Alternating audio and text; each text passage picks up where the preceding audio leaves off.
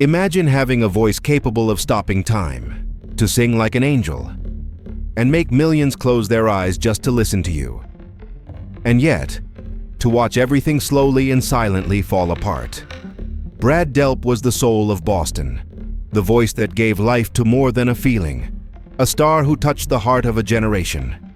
But his story ended far from the stage, alone, broken, and forgotten by many. This is the story of the man who had it all and faded away with no one knowing how to save him.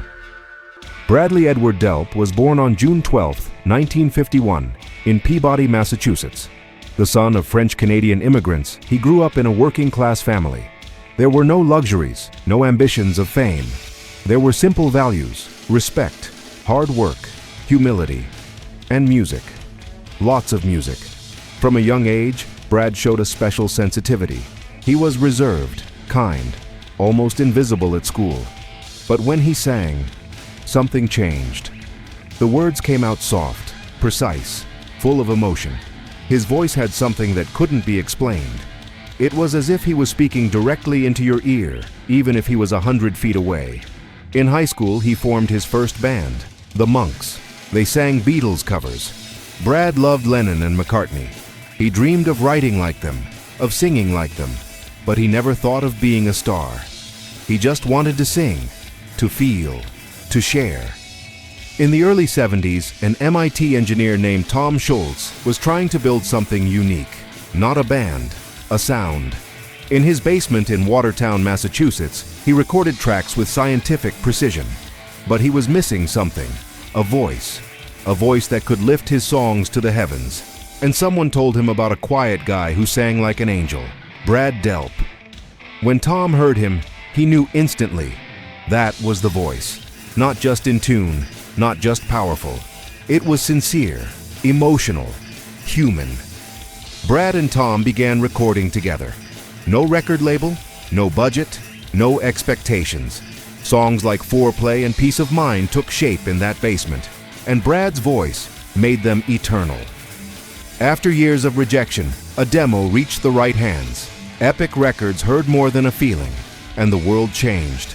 In 1976, Boston released their debut album. It was an immediate success. 17 million copies sold. The best-selling debut album of the decade. And at the center of it all, that voice. Brad didn't scream. He didn't force himself to be heard. He floated. He rose and fell like a wave. And he connected with something deep inside people. "I didn't want to be a rock star. I just wanted to sing," he would say years later. And that honesty was what made him so powerful. But success has two sides. Boston became a giant band, and Brad became its most visible face. Exhausting tours, endless interviews, overwhelming expectations, and behind it all, a man who only wanted peace and quiet. Brad didn't enjoy stardom. He didn't like the spotlight. He lived with anxiety, with the constant fear of disappointing others. The second album, Don't Look Back, took 2 years to be released, and although it was a success, the process was painful. Scholz was an extreme perfectionist. Brad was more emotional. The tensions began to grow, and Brad more and more withdrew into himself. After an exhausting tour in 1979, Scholz decided to pause the project. Lawsuits, conflicts with Epic Records, years without releasing anything.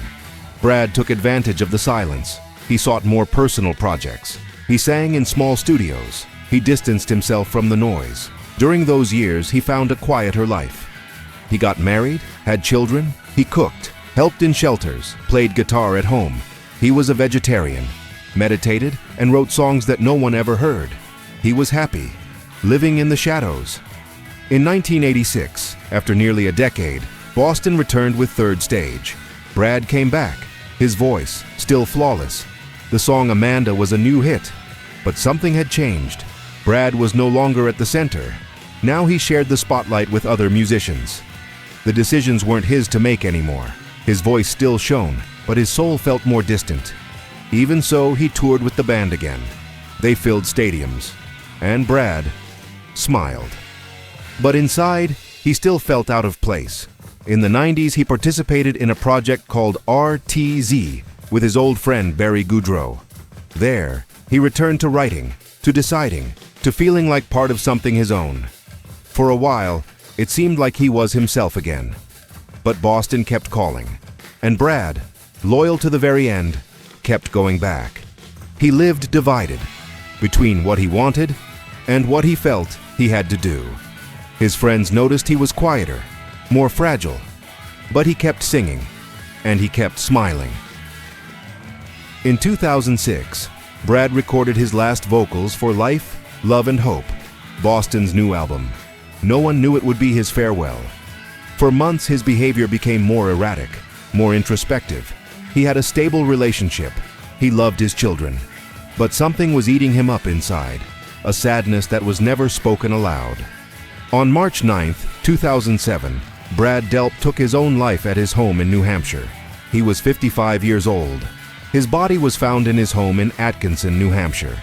He had left a note that simply said, "I am a lonely soul." The news shook the rock world. No one expected it. No one understood it. Brad seemed to have it all: a legendary career, a new partner, 2 adult children who loved him deeply. And yet, something had broken inside him. There was no scandal, no drugs, just a deep sadness, one that he never shouted about, one that he carried silently for years. In the days leading up to his death, Brad had done unusual things. He left letters, prepared his house, even left food for his cats, and carefully organized his personal belongings. It was his fiancée who found his body, and next to him, more letters. To his family, to his friends, to the police. None of them fully explained why. Because maybe, not even Brad knew. Some close to him spoke of personal conflicts, of internal pressures, of guilt he had carried for years. But the truth is that Brad suffered in silence, and no one, absolutely no one, saw what was coming. After the initial shock, the media began to speculate. A newspaper insinuated that Tom Schultz was partly responsible, that his way of leading Boston, cold, perfectionist, controlling, had deeply affected Brad, that he had marginalized him, isolated him, creatively suffocated him. Brad's widow reinforced these ideas in an interview, and Schultz responded with a defamation lawsuit. The case became a scandal. 2 versions clashed: the story of a man who ruled the band with an iron fist, and that of a sensitive musician who never truly found his place. Schultz declared that Brad was free to come and go, that the doors were always open for him, that their relationship had been good, but the damage was already done, and the only thing that would never return was Brad. On August 19, 2007, musicians, friends, and thousands of fans gathered to honor Brad. The event was called Come Together, a tribute to Brad Delp. It took place at the Bank of America Pavilion in Boston. Everyone performed: Mick Jones from Foreigner, Extreme, Godsmack, and members of Boston. It was a night filled with emotion, gratitude, and tears. At the center of the stage, a single microphone stood empty. No one dared to step up to it, because no one could sing like Brad. His absence was felt more strongly than ever, and his voice, played through the speakers, filled the air like a sweet ghost. In 2013, Boston released the album Life, Love and Hope.